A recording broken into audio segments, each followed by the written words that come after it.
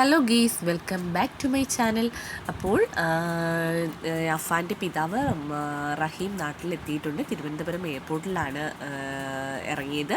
എന്തായാലും സാമൂഹ്യ പ്രവർത്തകരുടെയും ഒക്കെ ഇടപെടലിൻ്റെ ഭാഗമായിട്ടാണ് ഇത്രയും പെട്ടെന്ന് നാട്ടിലേക്ക് റഹീമിന് എത്താൻ സാധിച്ചത്.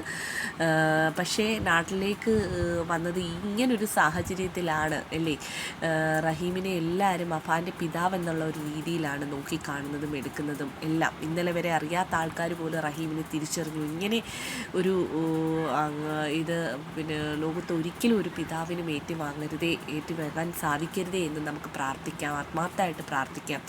ഒരു കുടുംബത്തിനും ഒരു പിതാവിനോ ഒരു മാതാവിനോ സഹിക്കാൻ പറ്റാത്ത കാര്യമാണ് അഫാൻ ചെയ്തത്.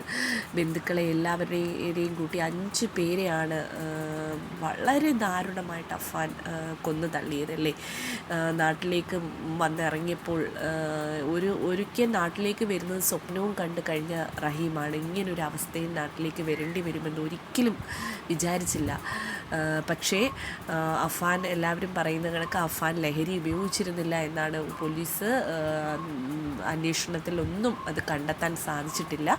ഇടയ്ക്ക് 10 മിനിറ്റ് മദ്യം കഴിച്ചു, ബിയറാണ്ട് കഴിച്ചു എന്നല്ലാതെ വേറെ ഒരു രീതിയിലും ലഹരി ഉപയോഗിച്ചിട്ടില്ല എന്നാണ് അറിയാൻ സാധിച്ചത്. എന്തു പറ്റി ഈ ചെറുപ്പക്കാരനല്ലേ ഇത്രയധികം തെറ്റുകൾ ആവർത്തിച്ചു കൂട്ടാൻ എന്ത് പറ്റിയെന്നറിയില്ല. ഇപ്പോഴും അവ്യക്തമായിട്ടുള്ള കാര്യങ്ങളാണ് എല്ലാം. കടമിടപാടുകൾ കൊണ്ടാണ് എന്ന് പറയുന്നു. കോവിഡ് കഴിഞ്ഞിട്ടാണ് റഹീമിന് അവിടെ ഗൾഫിൽ ബിസിനസ് എല്ലാം പൊട്ടിയതും അതുവഴി ഒരുപാട് പൈസകൾ കടമായതും ഒക്കെ അതിന് ശേഷമായിരുന്നു. പക്ഷേ അതെല്ലാം ആൾ മേക്കപ്പ് ചെയ്ത് കച്ചവടങ്ങൾ നടത്തി പൊയ്ക്കൊണ്ടിരുന്നു. പക്ഷേ പഴയതുപോലെ കച്ചവടങ്ങൾ അങ്ങോട്ട് കൂടാത്തത് റഹീമിന് ഒരുപാട് ബാധ്യതകൾ അവിടെ ഇരട്ടിക്കുകയാണ് ചെയ്തത്. പക്ഷേ അതൊന്നും ഈ മരണത്തിന് കാരണമല്ല എന്നാണ് റഹീം പറഞ്ഞിരുന്നത് നേരത്തെ തന്നെ. എന്തായാലും ആദ്യമായിട്ട് വന്ന് ഗോകുലം മെഡിക്കൽ കോളേജിൽ വന്ന് ഷെമിയെ കണ്ടു. ഷെമി റഹീമിനെ തിരിച്ചറിഞ്ഞു. ഷെമിയുടെ ആരോഗ്യനില തൃപ്തികരമെന്നാണ് ഡോക്ടേഴ്സ് പറഞ്ഞത്. പക്ഷേ ഷെമി പഴയ രീതിയിലോട്ട് തിരിച്ചു വരുമെന്ന് തന്നെയാണ് കരുതുന്നത്. എല്ലാവരുടെയും പ്രാർത്ഥനയും അതാണ്. ഇളയ മകന് എന്ത് പറ്റി, ഇളയ മകനെക്കുറിച്ചാണ് ഷെമി ആദ്യം തിരക്കുന്നത്. അത് ബന്ധു വീട്ടിൽ എന്നാണെന്ന് പറഞ്ഞത്. പക്ഷേ ഇളയ മകനൊക്കെ എന്തിയെന്ന് ഷെമിക്ക് കാണാനൊരു വ്യഗ്രതയിലിരിക്കുകയാണ്. ബാക്കി ആർക്കെങ്കിലും എന്തെങ്കിലും പറ്റിയോ എന്നുള്ള ഒരു മനസ്സിലൊരു ഉൾഭയം കാണുമായിരിക്കാം. അഫാന് വേണ്ടി ഒരു രീതിയിലും മൊഴി ഷെമി കൊടുത്തിട്ടില്ല. കട്ടിലിൽ നിന്ന് വീണ് പരിക്കേറ്റതാണെന്നാണ് കൊടുത്തത്. പക്ഷേ ഇളയ മകനെ തിരക്കുന്നുമുണ്ട്. ഇങ്ങനെ ഇതേ രീതിയിൽ തന്നെയാണ് ഷെമിയുടെ തിരിച്ചുവരവിന് ഈ ഒരു രീതിയിലുള്ള ഒരു പിക്ചർ മതി എന്നാണ് പോലീസിൻ്റെയും എല്ലാ ഡോക്ടേഴ്സിൻ്റെയും ഒക്കെ നിഗമനം. എന്തായാലും ഷെമി തിരിച്ചു വരുമെന്ന് കരുതുന്നു. ഒരുപാട് നെഞ്ച് നീറി വിങ്ങി പൊട്ടിയാണ് റഹീം ഇവിടേക്ക് വന്നിറങ്ങുന്നതും. ബന്ധുക്കളുടെ മുമ്പിൽ പോകാനോ, ഒരുപാട് ബന്ധുക്കളെ നഷ്ടമായി, ഇളയ മകനെ നഷ്ടമായി. ക്യാൻസർ പേഷ്യൻ്റായ ഷെമി ഹോസ്പിറ്റലും ആണ് അല്ലേ.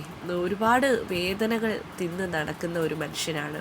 ആർക്കും ദൈവം ഇങ്ങനൊരു ഗതി വരുത്തരുത്, ഒരു പിതാവിനും ഇങ്ങനൊരു ഗതി വരുത്തരുത് എന്ന് ആത്മാർത്ഥമായിട്ട് നമുക്ക് പ്രാർത്ഥിക്കാം. എന്തായാലും ഫർസാന എന്ന് പറയുന്ന കുട്ടിയുടെ കാര്യം റഹീം അറിഞ്ഞിരുന്നു.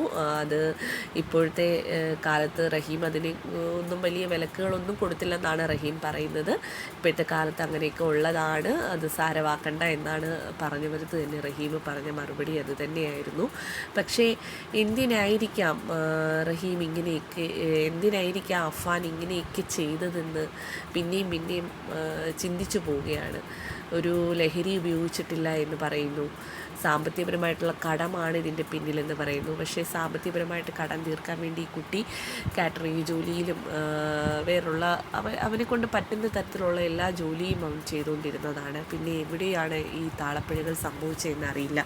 ഇപ്പോൾ റഹീം ബന്ധുക്കളുടെ വീട്ടിലേക്ക് വന്നു. 2 പെങ്ങന്മാരെയും കെട്ടിപ്പിടിച്ച് റഹീം കുറച്ച് നേരം കരഞ്ഞതിന് ശേഷം അവിടുത്തെ പള്ളിയിലേക്ക് പോയിട്ടുണ്ട്. പള്ളിയിലാണ് ഇളയ മകൻ പള്ളിയിലാണ്, പിന്നെ അനിയൻ, ഭാര്യ ഇവരെല്ലാം പള്ളിയിലാണ് ഖബർ സന്ദർശനം നടത്തി.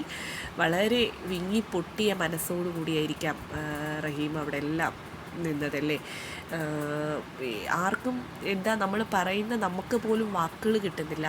അത്രയ്ക്ക് വേദന ഉളവാക്കുന്ന കാഴ്ചകളാണ് നമ്മൾ കണ്ടുവന്നത്. 95 വയസ്സുള്ള ഒരു ഉമ്മായെ വെട്ടി പരിക്കേറ്റു. എന്ത് പറയണമെന്ന് റഹീമിന് അറിയില്ല. മറ്റ് സഹോദരങ്ങളോട് എന്ത് പറയണമെന്നറിയില്ല. സഹോദരനെ ക്രൂരമായിട്ട് മർദ്ദിച്ചു കൊന്നു. ഇതിനൊക്കെ എന്ത് മറുപടി പറയണം? ഇളയ മകൻ 8ാം ക്ലാസ്സിൽ 9ാം ക്ലാസ്സിൽ പഠിക്കുന്ന ഇളയ മകൻ മരണപ്പെട്ടു. ഇതിനെല്ലാം റഹീമിന് എന്ത് പറയണം, എങ്ങനെ ആൾക്കാരോട് എന്ത് പറയണമെന്ന് പോലും അറിയാൻ വയ്യാത്തൊരു സിറ്റുവേഷനാണ്. എന്തായാലും റഹീം ബന്ധുവീട്ടിൽ കുറച്ച് അല്പസമയം ചിലവഴിച്ചു. അതിനുശേഷം പൊട്ടി കരഞ്ഞു. അതിനുശേഷം ഖബർ സിയാറത്ത് ചെയ്തു. ഇതെല്ലാം ചെയ്തു. ഇനിയിപ്പോൾ കൂടുതൽ തെളിവുകൾ കിട്ടുമെന്ന് പ്രതീക്ഷിക്കാം. റഹീം എന്തായാലും മകനെ കാണാൻ പോകുമോ എന്ന് നമുക്ക് നോക്കാം. എന്തായാലും ഒരുപാട് വർഷങ്ങൾക്ക് ശേഷമാണ് റഹീം നാട്ടിലേക്ക് വരുന്നത്. അത് ഇങ്ങനൊരു സന്ദർഭത്തിലായതിൽ റഹീമിന് ഒരുപാട് ദുഃഖമുണ്ട്. ഇങ്ങനൊരു സിറ്റുവേഷൻ ആയതുകൊണ്ട് ഒരുപാട് ദുഃഖം ആ മനുഷ്യൻ അനുഭവിക്കുന്നുണ്ട്.